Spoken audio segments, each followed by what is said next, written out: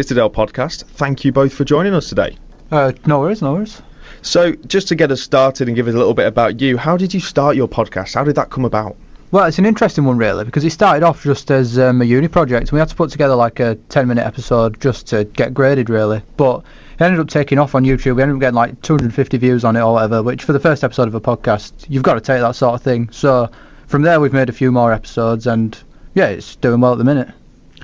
And I was just curious to ask you, there's a situation that not many people know about at Farsley Celtic right now. Could you kind of give us a more in-depth look into it? Yeah, so basically, the pitch is not in condition to play at.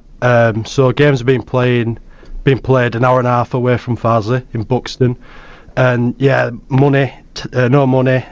The team's filled with all youth players, and yeah, managers are walking out left, right and centre. Obviously David Stockdale's in now, but yeah, it's a bit of a mess at the moment, yeah.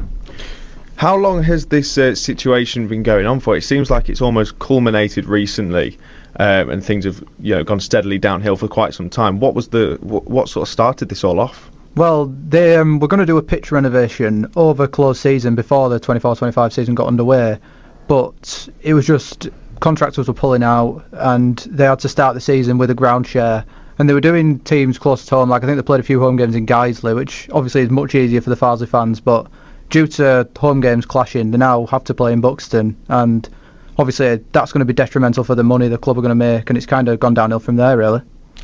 And obviously this is huge. I mean, you can't even watch your own home team play at the home stadium. What's the kind of feel for the vibes right now, for the fans right now? Like, how are they feeling? Yeah, it's certainly frustration. I would say the other day we went to the fans forum and it got very heated.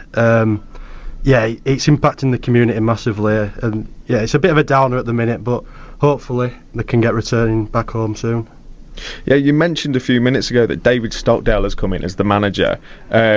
Results-wise, hasn't had much of an effect at the moment. How has he had any sort of positive change on the club so far? Well, he was telling us on the episode we had him on actually that his big thing is to keep the morale up and to smile whenever you can. And I think that's been massive because they have such a young team. It's almost like the results are secondary at the minute, but he's come in, boosted the morale, boosted the confidence, and he's also looking to stay for further if he can, so things are looking better. Not perfect, but they're looking up. They're looking up, and like you've just said, you chatted to David Stockdale on your podcast Away from the Citadel. We do have a clip of it, so let's have a listen. And when I lost that and I was sat not doing anything, that's what retired footballers lose. This came up. I actually went in for the job before Neil. Yeah, and they'd already kind of sorted Neil out, so they said I was second